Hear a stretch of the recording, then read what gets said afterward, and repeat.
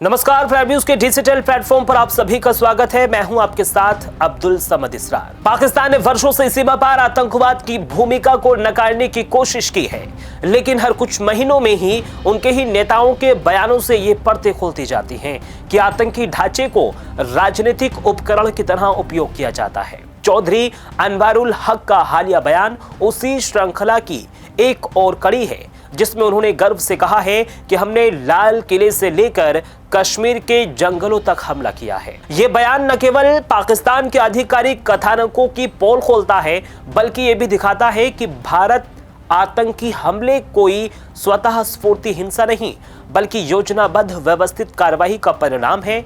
10 नवंबर को लाल किले के पास कार बम विस्फोट हुआ, जिसमें अब तक 14 लोगों की मौत हुई है।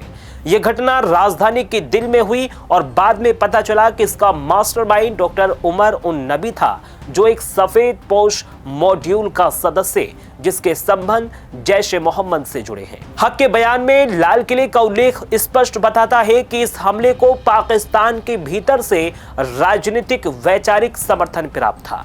यह पहला मौका नहीं जब पाकिस्तान में बैठे नेता भारत में हुई आतंकी घटनाओं को उपलब्धि की तरह पेश करते दिखे हों। हक की टिप्पणी में कश्मीर के जंगलों का जिक्र पहलगाम की बैसरन घाटी में अप्रैल में हुए हमले की ओर इशारा करता है, जिसमें पर्यटकों पर की गई गोलीबारी में 26 लोगों की मौत हुई थी। भारत की पर्यटन अर्थव्यवस्था को लक्षित कर ऐसे हमले किए जाना लंबे समय से पाकिस्तान समर्थित आतंकी संगठनों की रणनीति का हिस्सा रहा है।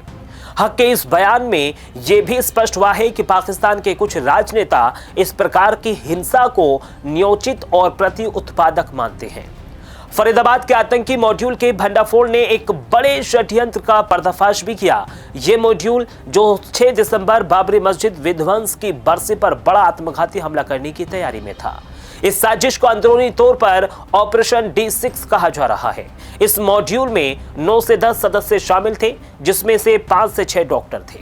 अभी अल फलाह विश्वविद्यालय फरीदाबाद से जुड़े थे। वो अपने मेडिकल पृष्ठभूमि का उपयोग रासायनिक पदार्थों और विस्फोटक सामग्री खरीदने में कर रहे थे। इनमें से 2 नाम डॉक्टर शाहीन शहीद और डॉक्टर उमर ने लाल किले के पास कार विस्फोट को अंजाम दिया और वो इस पूरी साजिश के केंद्र में थे। प्रारंभिक जांच के मुताबिक डॉक्टर शाहीन शहीद को कथित तौर पर भारत के भीतर जैश ए मोहम्मद की महिला शाखा स्थापित करने का काम सौंपा गया था। इस शाखा को जमात उल मोमिनीन के नाम से एक नया महिला भर्ती नेटवर्क बनाया गया था। इससे साफ दिखता है कि आतंकी संगठन अब महिलाओं की शिक्षा, प्रोफेशनल पहचान और सामाजिक संरचनाओं का उपयोग कर नए अत्यधिक प्रशिक्षित मॉड्यूल बना रहे हैं। डॉक्टर शाहीन की गिरफ्तारी के बाद डॉक्टर मुजम्मिल अहमद गनई की गिरफ्तारी हुई, जिसने विश्वविद्यालय को सीधे तौर पर जांच के दायरे में ला दिया। हाल ही में पाकिस्तान के खैबर पख्तूनख्वा के मुख्यमंत्री सोहेल अफरीदी ने स्वयं स्वीकारा कि पाकिस्तान सरकार फर्जी आतंकी हमले कराती है और उनसे राजनीतिक लाभ लेती है। उन्होंने ये भी आरोप लगाया कि इस्लामाबाद ने खैबर क्षेत्र में शांति प्रयासों में बाधा डाली, सरकार अपने ही देश में आतंकवाद का निर्माण कराती है और फिर इसी बहाने सुरक्षा बजट फंडिंग और फिर राजनीतिक समर्थन जुटाती है। जब किसी देश के भीतर के नेता ही सार्वजनिक तौर पर ऐसी स्वीकारोक्तियां देने लगे, तो स्पष्ट संकेत है कि पाकिस्तान में आतंकवाद एक राजनीतिक उपकरण बन चुका है और इसका प्रभाव पड़ोसी भारत पर सीधा दिखाई देता है। पहलगाम हमले और लाल किले विस्फोट के बाद भारत ने पाकिस्तान के खिलाफ बड़े और कड़े कदम उठाए, जिनमें शामिल है कूटनीतिक विरोध, अंतर्राष्ट्रीय मंचों पर पाकिस्तान का पर्दाफाश, सिंधु जल संधि को निलंबित करना।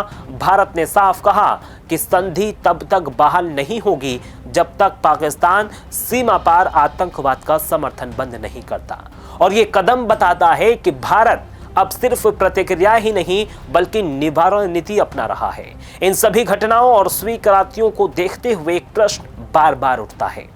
भारत को बार बार राजनीतिक मंचों पर दोष देने वाले पाकिस्तानी नेता अपने ही बयानों में ये साबित करते हैं कि आतंकी ढांचे को वहां सुरक्षा और संरक्षण मिलता है। राजनीतिक उद्देश्य के लिए हिंसा का उपयोग किया जाता है और भारत में होने वाले हमलों को बदले की कार्रवाई बताकर सही ठहराया जाता है।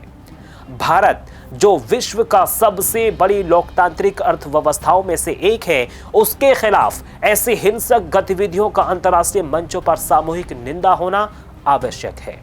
पाकिस्तान को यह समझना होगा कि आतंकवाद किसी भी देश के लिए रणनीतिक संपत्ति नहीं, बल्कि उसके भविष्य के लिए सबसे बड़ा खतरा होता है। जब तक वो अपनी दोहरी नीति छोड़कर आतंकवाद के विरुद्ध वास्तविक कार्रवाई नहीं करेगा, तब तक क्षेत्र में शांति एक दूर का सपना ही बनी रहेगी। फिलहाल मेरे साथ सिर्फ इतना ही। मुझे दीजिए इजाजत। नमस्कार।